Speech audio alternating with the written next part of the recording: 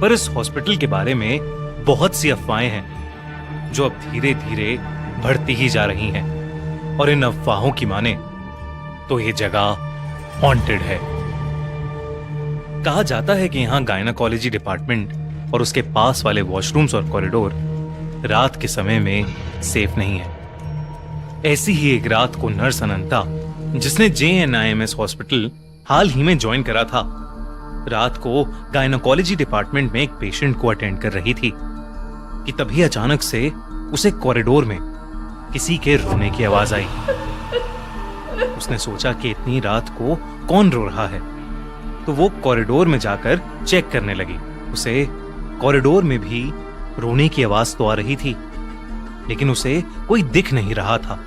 उसे ये सब बहुत अजीब लगा, तो वो कॉरिडोर में इस आवाज की ओर बढ़ने लगी। वो कॉरिडोर के एंड तक पहुंच गई, लेकिन पूरे कॉरिडोर में किसी इंसान का कोई नामो निशान नहीं था। अनंता घबराने लगी थी क्योंकि आवाज और तेज होती जा रही थी और वहां कोई भी नहीं था। अनंता डर से वापस पेशेंट रूम में जाने लगी और जैसे ही वो वापस जाने के लिए मुड़ी, उसको अपने पीछे किसी के होने का एहसास हुआ।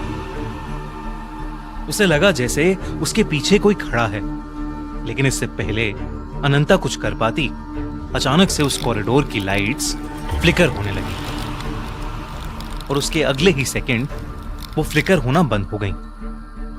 अनंता को एहसास होने लगा कुछ तो जरूर कुछ अननेचुरल हो रहा है। रोने की आवाज बढ़ती गई और जैसे ही अनंता ने पीछे मुड़कर देखा तो एक औरत पेशेंट के कपड़ों में वहां जमीन पर दीवार की तरफ मुड़कर बैठी हुई दीवार को रोते रोते स्क्रैच कर रही थी। वो बार बार बस यही बोल रही थी, मेरे साथ गलत हुआ मेरे साथ। ये देखकर अनंता एकदम सुन्न पड़ गई थी, जैसे अनंता की बॉडी ही फ्रीज हो गई हो।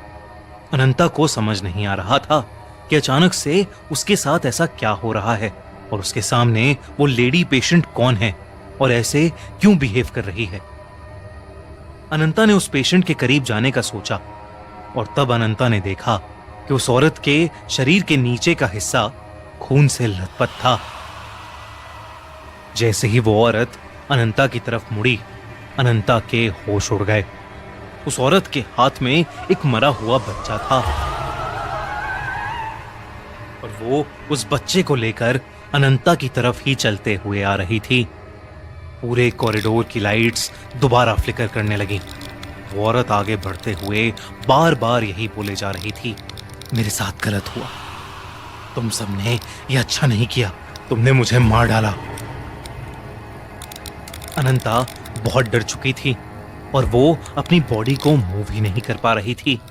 सामने से आ रही उस खून से लथपथ औरत की आंखों में इतना गुस्सा था कि अनंता का दिमाग चलना बिल्कुल बंद हो गया था। अनंता ने बहुत हिम्मत की और किसी तरह वो वहां से भागकर उस फ्लोर के वॉशरूम में जाकर छुप गई। उसने अपनी पॉकेट से फोन निकालकर किसी को मदद के लिए बुलाने का सोचा, लेकिन जब उसने अपनी पॉकेट में हाथ डाला कि उसने अपना फोन तो गायनाकोलॉजी डिपार्टमेंट में ही छोड़ दिया था। वो रात अनंता काफी देर तक अकेली ही उस वॉशरूम में डर के मारे छुपी हुई थी। उसे डर था कि बाहर उसका सामना उसी भयानक औरत से हो जाएगा। तभी अचानक से बाथरूम के दरवाजे पर जोरों से खटखट हुई और फिर अचानक बंद हो गई। इस सब के बीच अनंता की नजर उस बाथरूम में लगे एक बड़े से शीशे पर गई और उस शीशे में उसे कुछ ऐसा दिखा जिसे देखकर अनंता कांप उठी। उस मिरर की रिफ्लेक्शन में वही खून से लथपथ औरत अनंता के ठीक पीछे खड़ी थी। अनंता डर के मारे पीछे मुड़ी, लेकिन वहां कोई नहीं था। अनंता को लग रहा था कि वो पागल होती जा रही है। वो बस कुछ भी करके उस वार्ड से निकलना चाहती थी। वो जानती थी कि बाकी सभी नर्सें ऊपर वाले फ्लोर पर मौजूद नर्स वार्ड में थीं, पर वहां जाने का रास्ता उसी कॉरिडोर से होकर गुजरता था जहां पर उसे पहले वो भयानक औरत दिखी थी। पर अब अनंता के पास और कोई रास्ता नहीं था। उसने डिसाइड किया कि वो सीधा दौड़ती हुई ऊपर वाले फ्लोर पर चली जाएगी और बिना कुछ सोचे अनंता ने कॉरिडोर की तरफ दौड़ लगाई और भागते हुए उसका पैर किसी चीज से टकराया और वो नीचे गिर गई।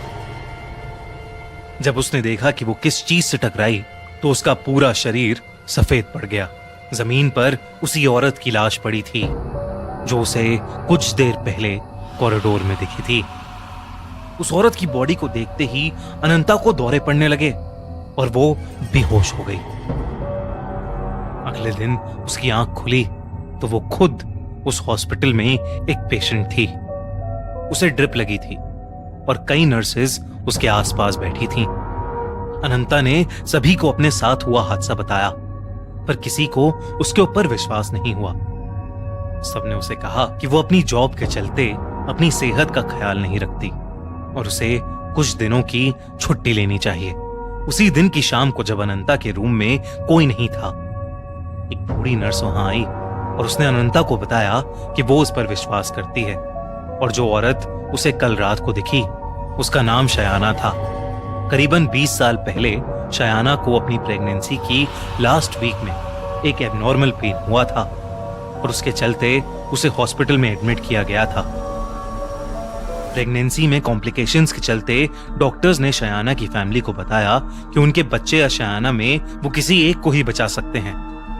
फैमिली ने बच्चे को बचाने का डिसाइड किया, पर इस कॉम्प्लिकेटेड ऑपरेशन में शनाया और उसके बच्चे दोनों की ही मौत हो गई। पर कुछ समय बाद ही शयाना के हस्बैंड के घर में एक बहुत भयानक आग लग गई और उसका पूरा परिवार जलकर मर गया। उस दिन के बाद कई लोगों ने शयाना की आत्मा को देखा है। उसकी आत्मा इसी हॉस्पिटल के गायनेकोलॉजी डिपार्टमेंट में भटकती रहती है। ये सब सुनते ही अनंता के होश उड़ गए। उसने तुरंत अपनी नौकरी छोड़ दी, यहां तक कि उसने दूसरे हॉस्पिटल्स में नाइट शिफ्ट्स लेना भी बंद कर दिया। आपको क्या लगता है, क्या JNIMS सच में हॉन्टेड है? कैसी लगी आपको ये कहानी? हमें